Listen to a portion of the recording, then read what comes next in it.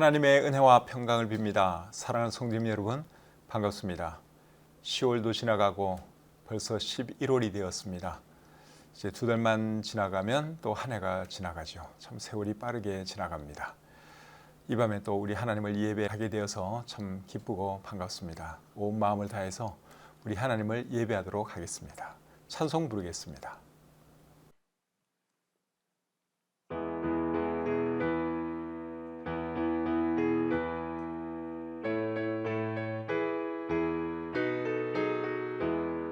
목마른 내 영혼 주가 이미 허락한 그 귀한 영생수 주여 갈망합니다. 그 약속 따라서 힘써 간구하오니 오 주여 내 기도 어서 들어주소서.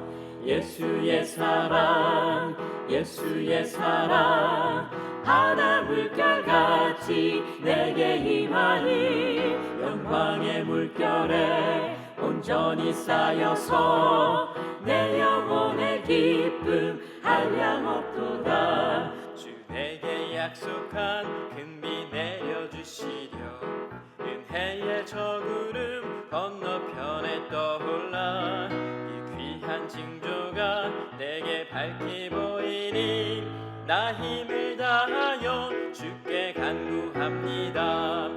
예수의 사랑 예수의 사랑 바다 물결같이 내게 임하니 영광의 물결에 온전히 쌓여서 내 영혼의 기쁨 한량없도다. 은혜의 소낙비 지금 흡족히 내려 구원의 큰 강물 흘러 차고 넘쳐서 내 주한 모든 죄 모두 씻어버리니 나 지금 은혜를 충만하게 받았네.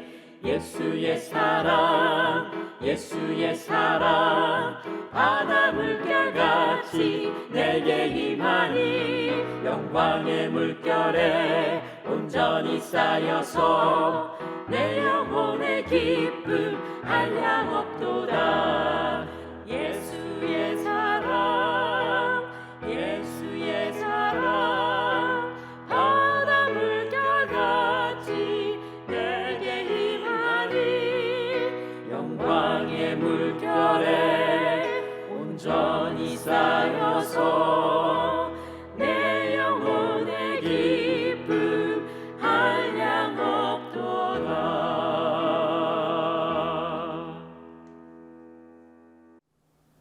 기도하겠습니다. 은혜와 사랑이 충만하신 하나님, 어느덧 11월이 되었습니다. 빠르게 지나가는 세월 속에서 늘 주님과 함께 살아갈 수 있는 것이 참 감사합니다. 이 밤에도 우리 사랑하는 성도님들 또 하나님을 예배하기 위해서 온라인을 통해서 한 곳으로 불러 모아 주셨는데 신령과 진리 가운데 하나님을 예배하시도록 도와주시고 또 예배드리는 우리 모든 성도님들에게도 큰 은혜가 있게 해 주시옵소서. 모든 시종 주님께 의탁하오며 예수님의 이름으로 기도드립니다. 아멘. 찬송 한 곡 더 부르겠습니다.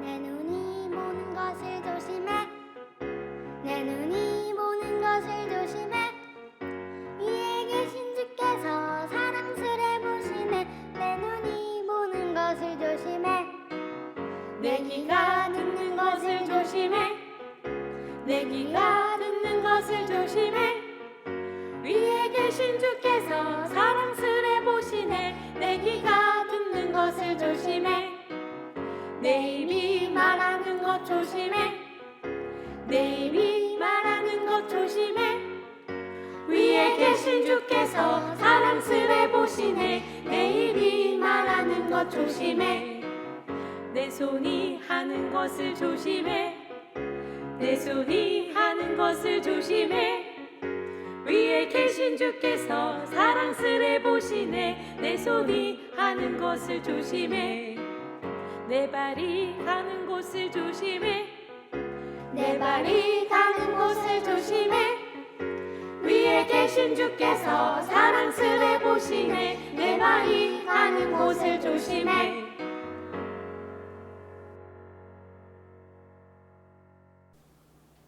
오늘 함께 나눌 하나님 말씀은 전도서 3장 16절부터 22절까지입니다. 이 말씀 제가 읽어드릴 때 여러분들은 눈으로 잘 따라서 읽으시기를 바랍니다.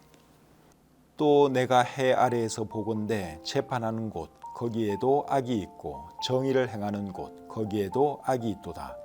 내가 내 마음속으로 이르기를 의인과 악인을 하나님이 심판하시리니 이는 모든 소망하는 일과 모든 행사에 때가 있음이라 하였으며 내가 내 마음속으로 이르기를 인생들의 일에 대하여 하나님이 그들을 시험하시리니 그들이 자기가 짐승과 다름이 없는 줄을 깨닫게 하려 하심이라 하였노라.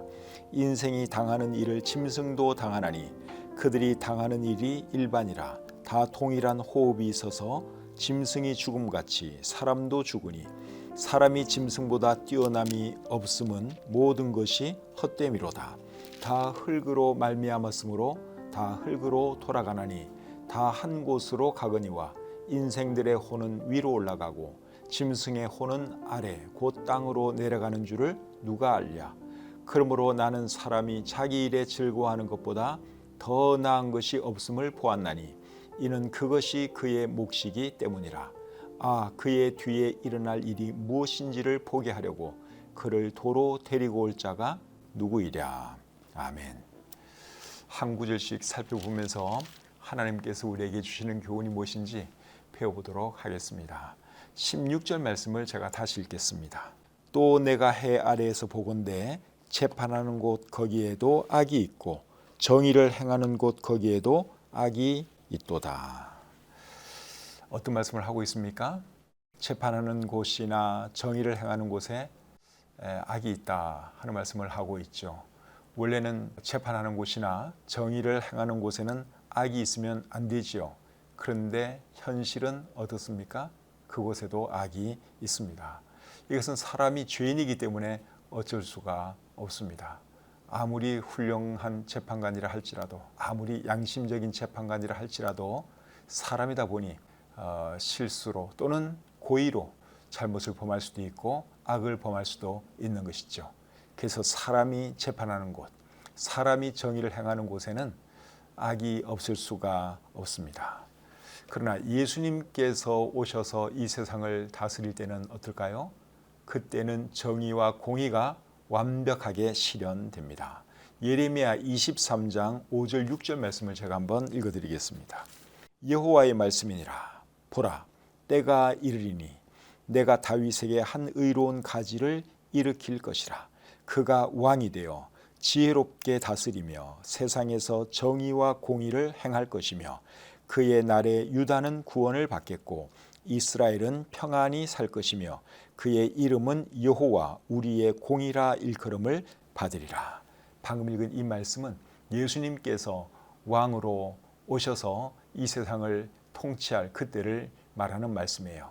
근데 그때는 어떻게 다스린다 그랬습니까? 정의와 공의를 행할 것이다. 그렇게 말씀을 하고 있죠.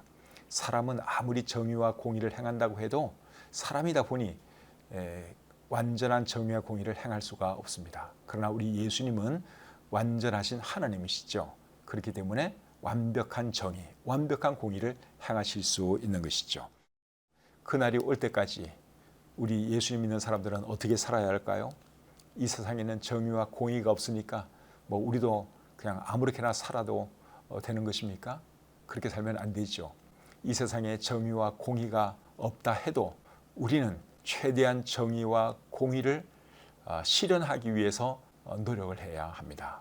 바르게 살아야 하는 것이죠. 그 다음 우리 17절 말씀 계속 보겠습니다. 내가 내 마음속으로 이르기를 의인과 악인을 하나님이 심판하시리니 이는 모든 소망하는 일과 모든 행사에 때가 있음이라 하였으며. 자, 이번에는 어떤 말씀을 하고 있습니까? 하나님께서 의인과 악인을 심판하신다 하는 말씀을 하고 있죠. 근데 여러분, 하나님께서 사람을 심판하실 때 원래 악인만 심판하시는 거 아닙니까? 근데 이 말씀 보니까 의인과 악인을 심판하신다 그렇게 말씀을 하고 있죠. 성경을 잘 보면 우리 하나님은 의인도 심판을 하십니다. 고린도후서 5장 10절 말씀 읽어보겠습니다. 이는 우리가 다 반드시 그리스도의 심판대 앞에 나타나게 되어 각각 선악간에 그 몸으로 행한 것을 따라 받으려 함이라. 방금 읽은 이 말씀은 예수님께서 예수님 믿는 사람들을 심판하시는 그 내용입니다. 이 심판은 언제 일어날 심판인가 하면 예수님께서 공중으로 재림하시고 그리고 믿는 사람들은 공중으로 들림받고 나면 공중에서 이제 예수님 앞에서 이 심판을 받게 되는 것이죠. 예수님의 공중 재림이 있고 난 뒤에 7년 뒤에 예수님이 이 땅으로 내려오시는데 예수님이 이 땅으로 내려오시면 이 땅에 살아있는 사람들을 또 심판하시게 되죠. 그 심판에 대해서는 마태복음 25장 31절부터 33절에 나와 있습니다. 인자가 자기 영광으로 모든 천사와 함께 올 때에 자기 영광의 보좌에 앉으리니 모든 민족을 그 앞에 모으고 각각 구분하기를 목자가 양과 염소를 구분하는 것 같이 하여 양은 그 오른편에 염소는 왼편에 두리라. 자, 이 말씀을 보시면 예수님께서 이제 지상으로 내려오셔서 사람들을 심판하시는데 믿는 사람들은 오른쪽에, 믿지 않는 사람들은 왼편에 두면서 이제 심판을 하시겠다고 말씀을 하고 있죠. 양과 염소를 구분해서 나누는 것처럼 믿는 자와 믿지 않는 자들을 이렇게 구분해서 예수님께서 심판하실 것이다 하는 말씀을 하고 있습니다. 그래서 예수님 믿는 사람들은 영생에 들어가게 되고 믿지 않는 사람들은 이제 영벌에 들어가게 된다. 그런 말씀을 하고 계십니다. 그리고 이제 이 심판이 있고 난 뒤에 천년왕국이 있게 되고 천년왕국이 끝난 뒤에 믿지 않는 모든 사람을 또 우리 하나님께서 심판하시죠. 그 심판을 뭐라 그럽니까? 흰 보좌 심판이라 그러죠. 흰 보좌 심판에 대해서는 요한계시록 20장 11절부터 15절에 자세하게 기록이 되어 있습니다.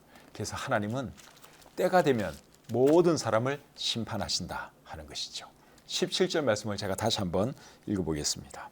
내가 내 마음속으로 이르기를 의인과 악인을 하나님이 심판하시리니 이는 모든 소망하는 일과 모든 행사에 때가 있음이라 하였으며, 그래서 하나님께서는 때가 되면 사람들을 심판하신다 하는 것입니다.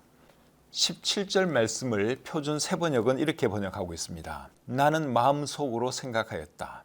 의인도 악인도 하나님이 심판하실 것이다. 모든 일에는 때가 있고 모든 행위는 심판받을 때가 있기 때문이다. 그래서 하나님의 때가 되면 하나님께서 모든 사람들을 심판하십니다. 그렇기 때문에 우리는 바르게 살아야 하는 것이죠. 고린도후서 5장 10절 말씀, 아까 읽은 말씀인데 제가 다시 한번 읽어보겠습니다. 이는 우리가 다 반드시 그리스도의 심판대 앞에 나타나게 되어 각각 선악간에 그 몸으로 행한 것을 따라 받으려 함이라. 우리가 선악간에 행한 모든 일을 가지고 하나님께서 우리를 심판하신다 하는 말씀을 하고 계시는데요. 이런 말씀 우리가 잘 마음에 새기고 정말 바르게 살아야 하는 것이죠. 로마서 14장 10절에는 또 이런 말씀이 있습니다. 네가 어찌하여 내 형제를 비판하느냐? 어찌하여 내 형제를 업신여기느냐? 우리가 다 하나님의 심판대 앞에 서리라. 여기도 믿는 사람들에 대해서 말씀을 하면서 우리가 하나님의 심판대 앞에 설 것이다. 그렇게 말씀을 하고 있죠. 12절은 또 이렇게 말합니다. 이러므로 우리 각 사람이 자기 일을 하나님께 짓고 하리라. 우리가 행한 모든 일에 대해서 우리 입으로 하나님께 짓고 해야 한다고 말씀하고 있습니다. 이런 걸 생각하면 굉장히 무섭죠. 그리고 우리가 어떻게 살아야 할지, 무슨 말을 해야 할지 정말 조심하지 아니할 수가 없습니다. 하나님께서 우리를 심판하신다고 하는 이런 것을 늘 기억하면서 항상 바르게 살아가시는 우리가 되어야 할 줄 믿습니다. 18절 말씀 보겠습니다. 내가 내 마음속으로 이르기를 인생들의 일에 대하여 하나님이 그들을 시험하시리니 그들이 자기가 짐승과 다름이 없는 줄을 깨닫게 하려 하심이라 하였노라. 자, 이번에는 또 어떤 말씀을 하고 있습니까? 하나님께서 사람들을 시험하신다는 말씀을 하고 있죠.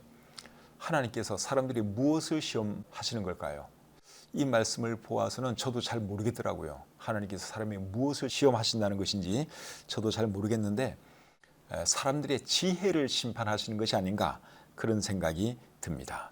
18절 말씀을 표준 세번역으로 제가 한번 읽어드리겠습니다. 나는 또 마음속으로 생각하였다. 하나님은 사람이 짐승과 마찬가지라는 것을 깨닫게 하시려고 사람을 시험하신다. 하나님께서 사람을 시험해봤더니 사람과 짐승이 크게 다르지 않았습니다. 시편 49편 12절 말씀 제가 한번 읽어보겠습니다. 사람은 존귀하나 장구하지 못하며 멸망하는 짐승 같도다. 그리고 49편 20절 말씀 또 보겠습니다. 존귀하나 깨닫지 못하는 사람은 멸망하는 짐승 같도다. 하나님께서 사람들을 보니 사람이나 짐승이나 큰 차이가 없더라 그 말입니다. 사람도 깨닫지 못하고 물론 짐승도 깨닫지 못하고 그러니 결국은 다 비슷하더라 그 말이죠. 특별히 어떤 면에서 사람과 동물이 크게 다르지 않았는가 하면 결국은 죽는 면에 있어서 다르지 않았습니다. 본문 19절 말씀을 읽어보겠습니다. 인생이 당하는 일을 짐승도 당하나니 그들이 당하는 일이 일반이라. 다 동일한 호흡이 있어서 짐승이 죽음같이 사람도 죽으니 사람이 짐승보다 뛰어남이 없으면 모든 것이 헛됨이로다. 그러니까 사람도 죽고 짐승도 결국은 죽고 사람과 짐승이 큰 차이가 없다 그 말입니다.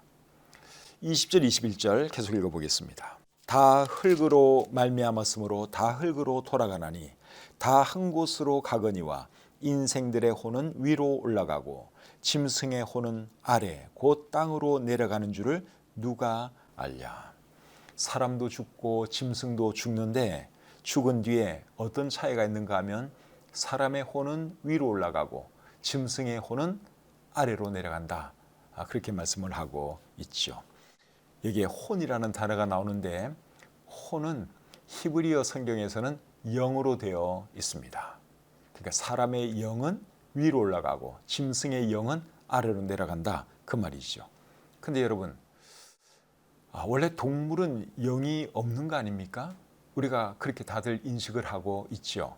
그런데 히브리어 성경으로 이 말씀을 보면 사람도 영이 있고 동물도 영이 있는 것으로 여기 말씀을 하고 있습니다. 영을 영어로는 스피릿이라고 그러죠. 그래서 영어 성경에 보면 우리 개역개정판에는 혼으로 나와 있는 이 말씀을 스피릿, 영이라고 번역을 하고 있습니다. 동물은 영이 없는 걸로 알고 있는데 왜 성경에는 영이 있는 것처럼 그렇게 말을 했을까요? 성경을 잘 보면 성경은 영과 혼을 크게 구별하지 않습니다. 그리고 영과 혼을 합해서 영혼이라고 하기도 합니다. 성경 구절을 좀 찾아보겠습니다. 야고보서 2장 26절에 보시면 이런 말씀이 있어요. 영혼 없는 몸이 죽은 것 같이 행함이 없는 믿음은 죽은 것이니라. 여기 영혼이라는 단어가 나오죠. 영혼. 여기 영혼을 헬라어 성경으로 보면 영어로 되어 있습니다. 그 다음에 마태복음 10장 28절 또 보겠습니다. 몸은 죽여도 영혼은 능히 죽이지 못하는 자들을 두려워하지 말고 오직 몸과 영혼을 능히 지옥에 멸하실 수 있는 일을 두려워하라. 여기에도 영혼이라는 단어가 나오는데 여기 영혼은 헬라어 성경으로 보시면 혼으로 되어 있습니다. 영어 성경에서는 혼이라는 의미를 가진 soul이라고 하는 단어로 번역하고 있습니다. 그러니까 똑같은 영혼이라고 하는 단어가 헬라어 성경에서 어떤 곳에는 영어로 되어 있고 또 어떤 곳에서는 혼이라는 단어가 쓰이고 있다 그 말입니다. 누가복음 1장 46절 47절 말씀 제가 또 읽어드리겠습니다. 마리아가 이르되 내 영혼이 주를 찬양하며 내 마음이 하나님 내 구주를 기뻐하였으면. 여기 영혼이라고 하는 단어가 나오는데 여기 영혼은 원래는 혼입니다. 혼. 그리고 마음이라는 단어가 나오죠. 내 마음이 하나님 내 구주를 기뻐하였다. 여기 마음이라고 하는 단어가 나오는데 여기 마음은 헬라어 성경으로 보면 영이에요. 영어 성경에서는 spirit 그렇게 번역을 하고 있습니다. 또 요한복음 12장 27절 말씀을 보시면 지금 내 마음이 괴로우니 무슨 말을 하리요. 여기 마음은 헬라어 성경에는 또 혼으로 되어 있습니다. 영어 성경에는 soul로 되어 있고요. 그래서 여러분들이 이렇게 쭉 보는 것처럼 성경에서는 영혼을 영이라 하기도 하고 또 혼이라 하기도 합니다. 그리고 혼과 마음도 구별 없이 사용될 때가 있습니다.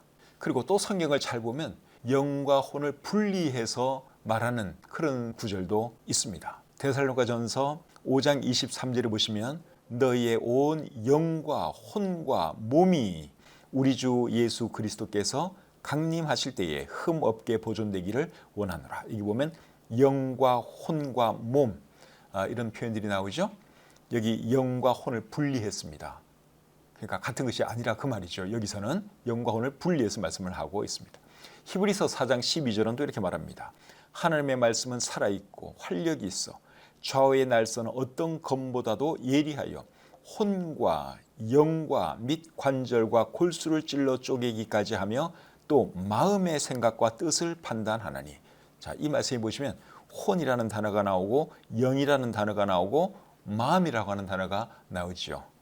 마음은 영어 성경에서는 그냥 heart라고 번역하고 있습니다. 혼은 soul, 영은 spirit 이런 단어를 쓰고 있습니다. 그래서 또 이런 말씀들을 보면 영과 혼과 마음이 다른 것처럼 말하고 있다고 하는 사실입니다. 그렇다면 여러분, 영과 혼 그리고 영혼에 대해서 우리는 어떻게 이해를 해야 할까요? 영과 혼은 같은 것입니까? 다른 것입니까? 어느 쪽이 맞는 것 같아요? 제 생각에는 영과 혼을 같은 것으로 이해하는 것이 맞는 것 같습니다. 그리고 영과 혼을 합해서 이제 영혼이라 그러는 것이죠. 그렇기 때문에 사람에게도 영혼이 있고 동물에게도 영혼이 있습니다. 그래서 오늘 본문 21절에서는 이제 이런 말씀을 하고 있는 거죠. 인생들의 혼은 위로 올라가고 짐승의 혼은 아래 곧 땅으로 내려가는 줄을 누가 알랴. 그래서 여기 말하는 혼은 히브리어 성경에는 영이라는 단어가 쓰이고 있는데 영이나 혼이나 또는 영혼이나 어느 것으로 써도 사실은 무방한 것입니다. 서로 이렇게 구별 없이 쓸 수가 있는 그런 단어이기 때문에 그렇습니다. 물론 어떤 구절 안에 영과 혼을 이렇게 따로 분리해서 또 마음까지 따로 분리해서 이렇게 말하는 것도 있지만 그건 이제 강조하기 위해서 그렇게 말을 한다고 이해하시면 되겠습니다. 근데 여러분, 사람의 영혼과 동물의 영혼의 차이가 있는데 그 차이가 뭔가 하면 사람의 영혼에는 영적인 면이 있는데 동물의 영혼에는 영적인 면이 없습니다. 이것이 사람의 영혼과 동물의 영혼의 차이예요. 그래서 우리가 사람에게는 영이 있는데 동물에게는 영이 없다. 이제 그렇게 말을 하는 것이죠. 근데 엄격하게 정확하게 말을 하면 사람에게는 영적인 면이 있는데 동물에게는 영적인 면이 없다. 그것이죠. 동물도 여러분 생각도 하고 또 감정도 있고 느낌도 있고 그래요. 근데 뭐가 없습니까? 동물에게는 영적인 면이 없죠. 그러니까 하나님을 예배한다든가 어떤 종교를 갖는다든가 종교 생활을 한다든가 그런 것이 없는 것이죠. 그래서 중요한 것은 사람의 영혼은 죽으면 위로 올라가고 하나님께로 올라가고 동물의 영혼은 죽으면 내려간다. 땅으로 내려간다. 땅으로 내려간다는 이 말은 모든 것이 끝난다. 모든 것이 없어진다. 그 말입니다. 자, 이제 22절 상반절 말씀을 보겠습니다. 그러므로 나는 사람이 자기 일에 즐거워하는 것보다 더 나은 것이 없음을 보았나니 이는 그것이 그의 몫이기 때문이라. 방금 읽은 이 말씀은 사람이 어떻게 살아야 할 것인가에 대한 답이라고 할 수 있습니다. 사람은 어떻게 살아야 하는 것입니까? 방금 읽은 이 말씀에 의하면 자기 일을 즐거워하면서 살아야 하는 것이죠. 일을 즐겁게 하면서 사는 것은 여러분 대단히 중요한 겁니다. 사람이 행복하게 살아가기 위해서는 일하는 것도 즐겁게 할 수 있어야 하는 것이죠. 그러니까 일하기 싫어서 괴로워하고 그러면 그런 인생은 행복할 수가 없어요. 그러니까 행복해지는 비결은 즐겁게 먹고 즐겁게 마시고 또 즐겁게 놀고 그리고 일할 때도 즐겁게 일하고 그렇게 하는 것이 행복하게 살아가는 비결입니다. 22절 하반절 말씀 보겠습니다. 그의 뒤에 일어날 일이 무엇인지를 보게 하려고 그를 도로 데리고 올 자가 누구이랴. 표준 세번역 성경에는 이렇게 되어 있습니다. 사람이 죽은 다음에 그에게 일어날 일들을 누가 그를 데리고 다니며 보여주겠는가. 이렇게 되어 있고요. 그 다음에 우리말 성경은 이렇게 되어 있습니다. 그가 죽은 뒤에 무슨 일이 일어나는지 알고 싶다면 누가 그를 다시 데려올 수 있겠는가. 다른 번역본을 봐도 잘 이해하기가 쉽지는 않죠. 22절 하반절의 핵심은 이겁니다. 사람은 죽으면 다시 돌아올 수 없다. 그거예요. 그렇기 때문에 어떻게 살아야 된다는 것입니까? 살았을 때 최선을 다해서 살아야 한다. 그 말씀을 하고 있는 것이죠. 오늘 말씀을 마치도록 하겠습니다. 사람과 짐승의 다른 점이 뭐라 그랬죠? 죽는 거는 똑같아요.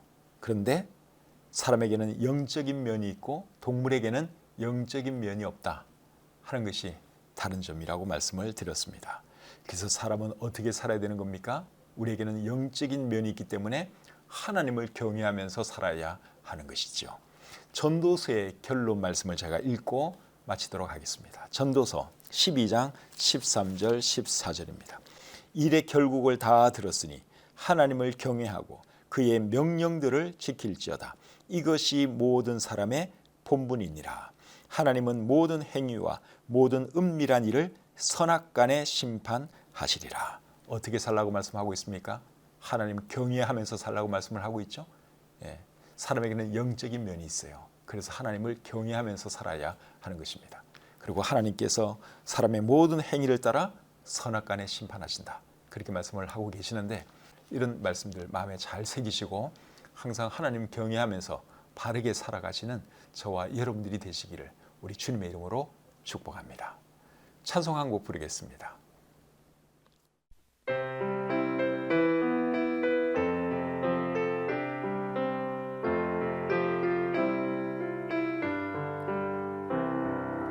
먼저 그 나라와 그를 구하라. 그 나라와 그 일을 그리하면 이 모든 것을 너에게 더하시리라.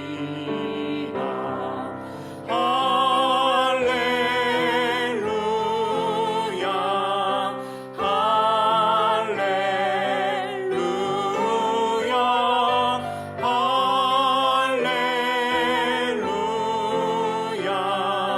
할렐루야 할렐루야.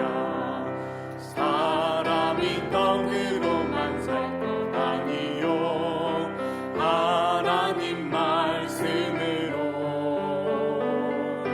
그리하면 이 모든 것을 너에게 더하시리라. 할렐루야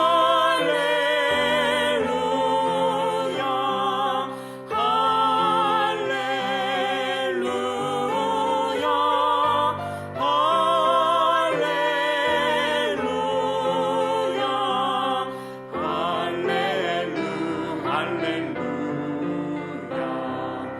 구하라 너희에게 주실 것이요 찾으면 찾으리라. 문 두드리면 열릴 것이라. 할렐루야 할렐루야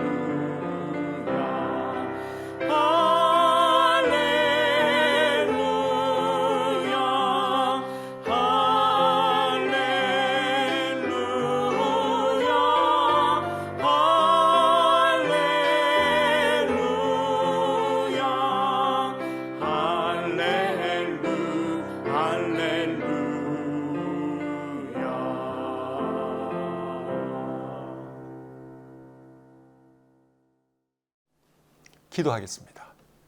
하나님, 오늘 이 밤에도 저희들을 하나님 말씀 앞으로 불러주시고 또 말씀을 통해서 우리를 교훈해 주시니 참 감사합니다. 오늘 들은 말씀을 또 우리 마음에 잘 새기고 살아갈 수 있도록 도와주시옵소서. 우리가 결국은 죽을 수밖에 없는 그런 존재들입니다.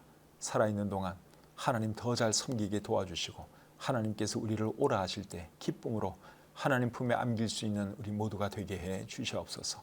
살았을 때 우리가 어떻게 살았는지 하나님께서 심판하신다고 하는 그 사실을 잊지 않도록 도와주시고 항상 바르게 살게 하시고 하나님 경외하며 살아가게 해 주시옵소서. 주신 말씀을 감사드리며 예수님의 이름으로 기도드립니다. 아멘. 오늘 말씀이 여러분들 다 이해되셨는지 모르겠어요. 이해가 되셨는지 오늘 본문을 다시 한번 이렇게 쭉 읽어보면서 정리를 좀 하시면 좋을 것 같습니다. 혼자 예배드린 분들은 한번 쭉 읽어보면서 내가 제대로 이해했는지, 이 말씀의 의미를 다 이해하고 있는지 한번 천천히 생각하면서 읽으시기를 바라고, 또 가족들과 함께 예배드린 분들은 서로 질문을 한번 해보세요. 이 말씀의 의미가 뭔지, 제대로 이해했는지 서로 한번 질문해 보시고, 그리고 이 말씀을 가지고 대화 좀 나누시고, 그리고 평안한 밤 맞이하시기를 바랍니다. 오는 주일은 11월 첫째 주일입니다. 매월 첫째 주일은 세대 통합 예배로 드리는 날이죠. 여러분 자녀들과 함께 또 이번 주일날 다 교회 나와서 우리 하나님을 예배하시기를 바랍니다. 사람이 사는 것이 여러분 정말 아무것도 아닙니다. 오늘 살다가 또 내일은 이 세상 사람이 아닐 수도 있는 거예요. 얼마 전에 이태원에서 일어난 그 참사, 여러분, 그 많은 젊은이들이 죽었는데 너무너무 가슴 아픈 일이죠. 그 청년들 중에 누가 자기가 그날 죽을 줄 알았겠어요. 정말 사는 것이 여러분 아무것도 아닙니다. 삶과 죽음의 거리가 너무너무 가까워요. 그래서 우리가 살았을 때 한 번이라도 더 예배 생활해야 하는 것이고, 하나님께 영광 돌리며 살아야 하는 것이죠. 오는 주일날 우리 교회에서 뵙도록 하겠습니다. 평안한 밤 되시기 바랍니다.